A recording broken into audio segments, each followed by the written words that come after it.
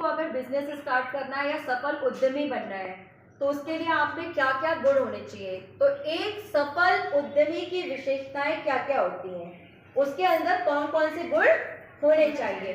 भाई कोई भी बिजनेस स्टार्ट करना है, तुमको उसको कमाना है, लेकिन उसके अंदर डिसीजन तो लेना पड़ेगा ना, क्षमता तो होनी चाहिए ना तुम्हारे अंदर। तो सबसे पहले होता है जोखिम उठाने की क्षमता। क्या होता है? जोखिम उठाने की क्षमता। जोखिम उठाने की क्षमता। इसका मतलब है कि बिजनेस में कोई भी प्रॉफिट और लॉस हो जाता है अगर, तो उसको आप कैसे करते हो, उसमें आपके पास ऐसा होना चाहिए कि आप उस लॉस को भी सह सको। ये हो गई जोखिम उठाने की क्षमता। दूसरा क्या होना चाहिए? नवाचार की सोच। अब भाई हम चाय बेचते आ रहे हैं, पता चल रहा है हम चाय को वैसे ही बेचते आ रहे हैं, तो क्या रोज रोज वही चीज पसंद आएगी सबको? उसमें कुछ न्यू टेक्नोलॉजी होनी चाहिए। जैसे मान लो दूध की चाय बनती थी, बट लोगों को डायबिटीज हो गई, तो आपकी क्या हो सकती है? शुगर फ्री टी हो सकती है।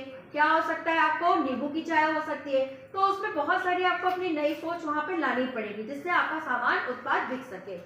तीसरा आपका होता है आत्मविश्वास और धैर्य। देखो बेटा, कोई भी काम करने के लिए आपके अंदर आत्मविश्वास और धैर्य की बहुत जरूरत होती है। और जब खासतौर से आप एक सफल उद्यमी बनना चाहते हो, मतलब खुद का अपना बिजनेस करना चाहते हो, स्टार्टअप करना चाहते हो, अगर आपके अंदर कॉन्फिडेंस नहीं है और अच्छी सी सकारात्मक सोच नहीं है, तो क्या आप कर पाओगे? नहीं कर पाओगे। लेकिन अगर कॉन्फिडेंस है, यस यस, है ना, आई कैन डू एवरीथिंग, मैं ये कर सकता हूँ या कर सकती हूँ, तो आप कॉन्फिडेंस के साथ ये काम कर सकते हो। आफ्टर देन आपका आता है नेतृत्व क्षमता। किसी भी चीज को करने के लिए आपके अंदर एक लीडरशिप होनी चाहिए कि हाँ, आपके अंदर ये होना चाहिए कि चलो ऐसा करते हैं, ऐसा हो जाएगा, है ना। लीडर को देखते हो ना, आगे आगे चलता रहता है सबको साथ में लेके, वही। फिर आता है निर्णय लेने की क्षमता। निर्णय लेने की क्षमता एक सफल उद्यमी में होनी ही होनी चाहिए, डिसीजन मेकिंग होनी चाहिए। फिर आता है आत्मनिर्भरता और समस्या समाधान कौशल। अपने ऊपर ही खुद डिपेंड रहना। अगर कोई समस्या आ जाती है तो ये नहीं कि हम रोने लगा, अरे ये हो गया, क्या करना है कि आपको अपने ऊपर ही रहना और जो भी समस्या है उसका समाधान निकालना है। फिर आता है समय प्रबंधन। क्या आता है? Time management. भाई टाइम मैनेजमेंट तो तुम लोगों को दिया ही है कि समय प्रबंधन क्या होता है, उसके चरण बताइए। क्यों?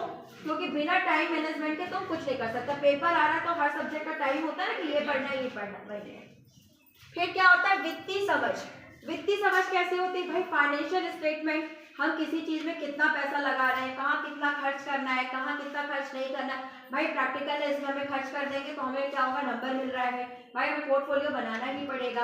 हमको ये काम, इसको खेल में अभी हम नहीं खर्च करेंगे, पढ़ाई में खर्च करेंगे तो हमको किताब हमको ज्यादा काम आएगी। ये सोचते हैं ना कि सूट ले लें, सूट खरीद लें, सूट ले लेंगे तो अभी काम आएगा क्या? नहीं, किताब लेंगे, अपना प्रैक्टिकल करेंगे तो जीवन भर काम आएगा। आगे समझ में। फिर इसके बाद होता है सकारात्मक दृष्टिकोण।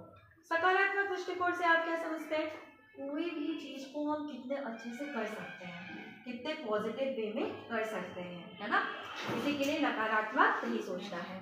फिर आता है नेटवर्किंग और संचार कौशल।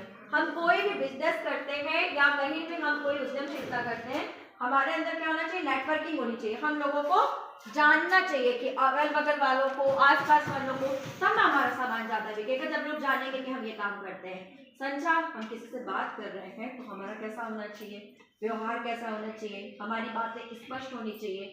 संचार तो आप समझते ही हो, दो तरफा प्रक्रिया है। लैटिन शब्द कम्युनिकेट से लिया गया है, जिसका अर्थ होता है सूचनाओं का आदान प्रदान। तो ये चीजें होती हैं कि एक सफल उद्यमी की विशेषताएं ये होती है, ये होंगी तभी आपका बिजनेस चल पाएगा। Thank you.